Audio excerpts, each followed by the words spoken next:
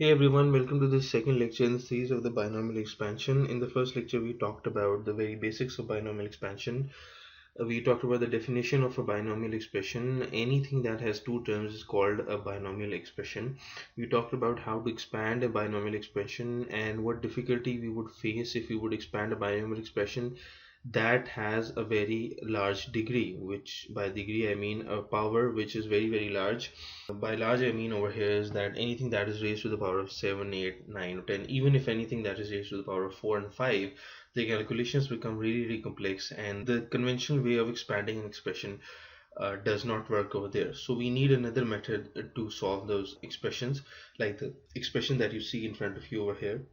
So for those reasons, we came up with the new solution that we already have. I talked to you about the Pascal's triangle.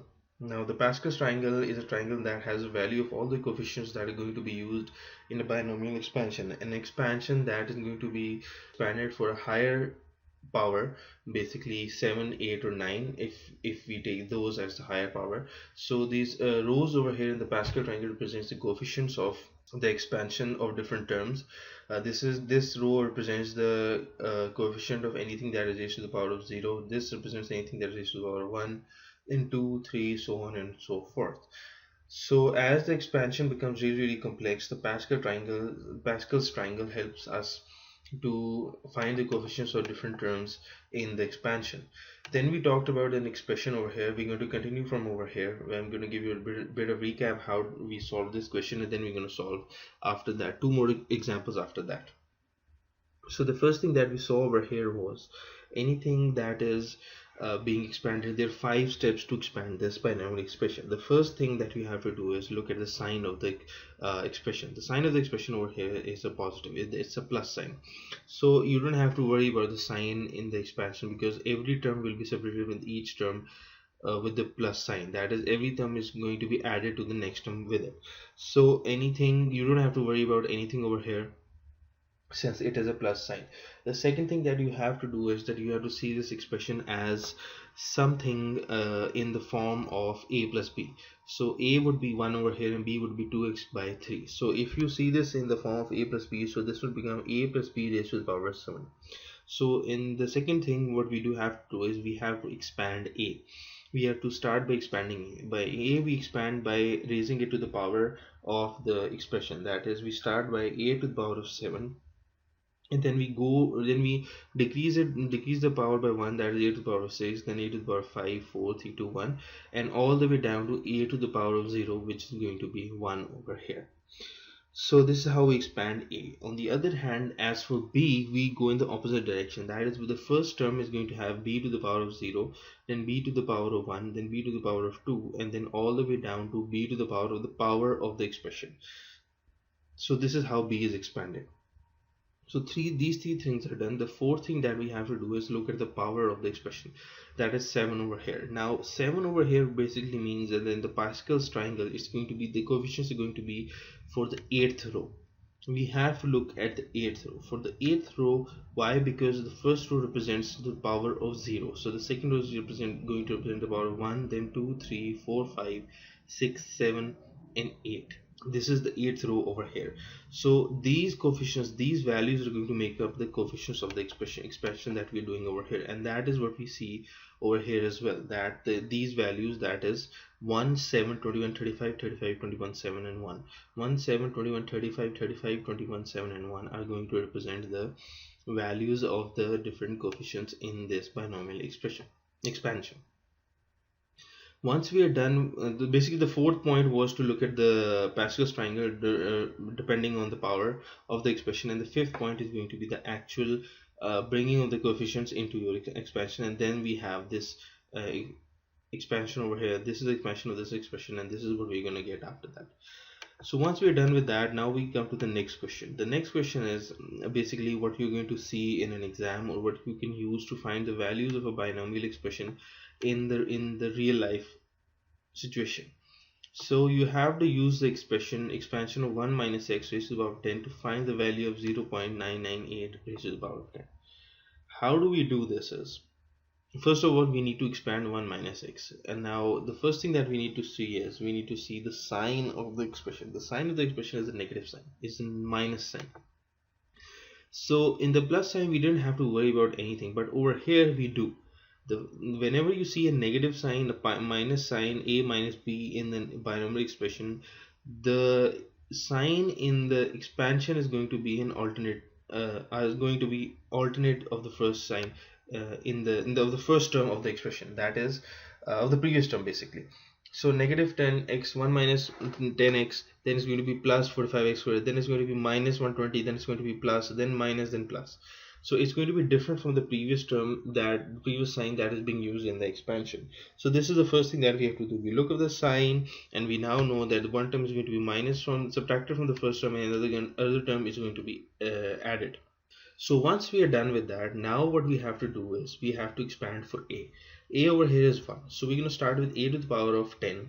A to the power of 9 is also going to be 1. So since because a over here is 1, it doesn't really make a difference whether it is being raised to power of 0 or power of 10 or power of 100. So all of these are going to have 1 raised to the power of this or raised to the power of there. But either way, it's basically going to be 1 raised to the power of 10, 1 raised to the power of 9, 8, 7, 6, 5, 4, 3, 2, 1, then all the way down to 1 to the power of 0 over here. If it had been 2, we would have seen the effect.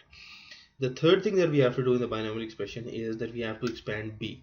Now b over here is x. Now for the b, what we do is we start with in the opposite direction. We start with x to the power of 0. Since x to the power of 0, anything to the power of 0 is 1. This is going to be 1 over here. We don't see any x over here. Now over here it's x to the power of 1. Now x to the power of 1 is written over here. Then x to the power of 2, then x to the power of 3, 4, 5, 6, 7, 8, 9, and all the way all the way down to the x to the power of 10. This is the third term, that the third thing that we have to use. Now since we are done with that, now the fourth step in solving this expression is that we look at the power of the expression, and the power of the expression over here is 10. So what do we do with this is that we go and look at the 11th term in the Pascal's triangle. That is the fourth step, and the fifth step is going to be finding out the coefficients for the expression. Now I am again and again telling you the same thing, to look which row do you have to look for in the Pascal's triangle. Now the reason why I'm telling you this is because it's really easy to make a mistake over here, since you can during an exam or when you're practicing these questions, you can see that 10 is being raised. So since the expression is being raised to the power of 10, you can very easily go and look at the 10th row of the Pascal's triangle and come up with the wrong coefficients, because the reason is that it's really easy to make a mistake over here. So I'm telling you again and again, the first term in the Pascal's triangle represents the power of 0. So the 10th, anything raised to the power of 10 is going to be represented by the 11th term.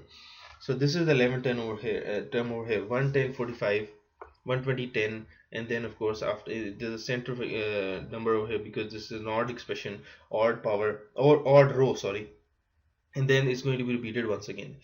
So you look over here and you see that this is the answer to the question exactly like this, 1, 10, 45.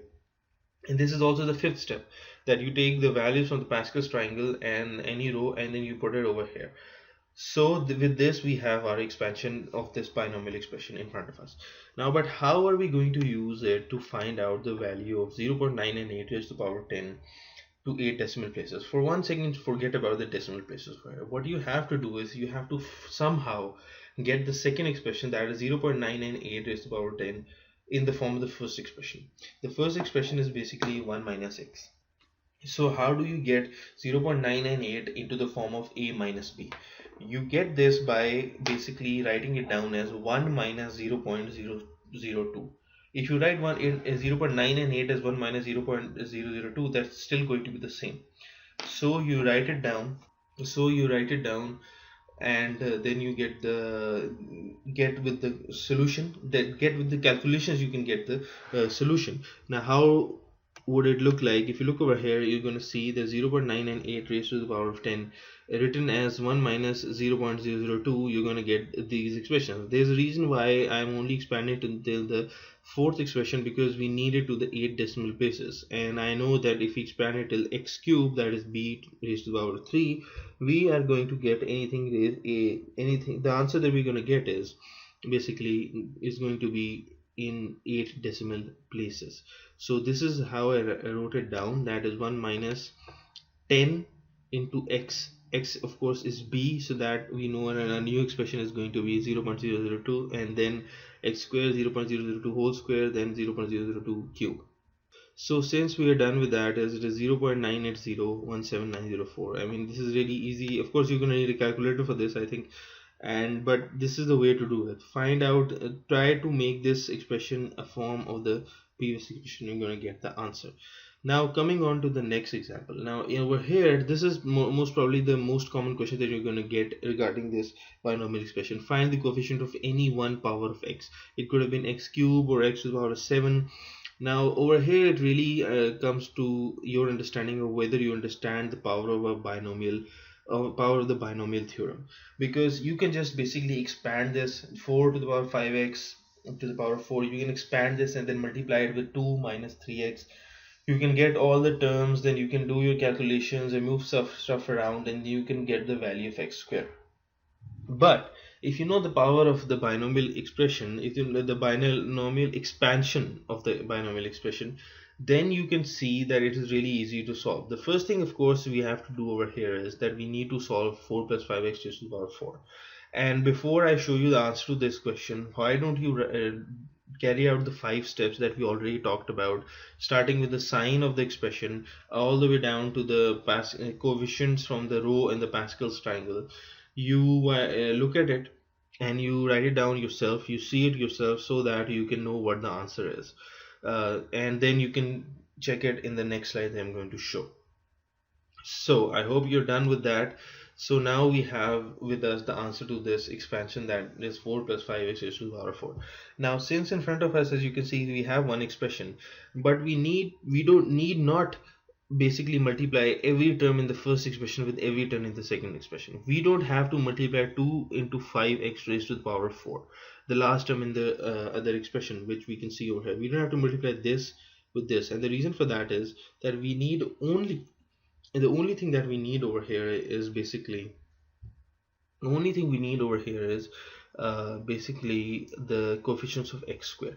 So we see the x square over here is this one, so we can multiply 2 by this only. So if we multiply 2 by this only, we're going to get an expression in the power of x square. So the coefficient of that is going to give us the coefficient of x squared for the whole expression. So we don't have to multiply 2 with this or this or this or this, because this way it is really simple and we get with the answer that we want. Just like in the previous example we talked about, in the 8 decimal places, as soon as we see the 8 decimal places are going, we need only 3 terms for the 8 decimal places, 4 terms, sorry. So we don't need to multiply it further. Just like that over here, we don't need to multiply 2 with any of the other terms other than that of x squared. We're going to get x squared out of this. The second thing that I want to tell you over here is the second expression over here. Now 3x, we don't have to multiply 3x with all the expressions in the second term. With the second expression, the 3x could be multiplied by only this term over here, that is the 5x, the term with 5x, because then this x and this x is going to be multiplied, and when these x's are multiplied, you're going to get an answer that is 4 into 4 to the power 3 into 5, and you can get the answer to your expression. You can basically get after multiplying just 2 terms, you can get the coefficient of x squared, because that is all you need. So you have this answer. You multiply 2 by 6, 4 square, 5 x whole square. We know this, that this is the coefficient of x squared, so this way we can get the answer to this. And we multiply 3x by, of course, don't forget the sign. Remember, the sign does matter. So the second thing is going to be 3x basically being multiplied by this expression, that is 4 into 4 cube into 5. We remove the x because we know what the answer is going to be, and then we multiply this and we solve this subtraction in front of us, and then we get to the coefficient of x squared is going to be 960. So this basically shows your understanding that through the binomial expressions we can find so much about these expressions. I mean, of course, it is mainly concerned with simplifying the expansion of a binomial expression, but other than that as well, we can get so much out of the binomial series, binomial expansion.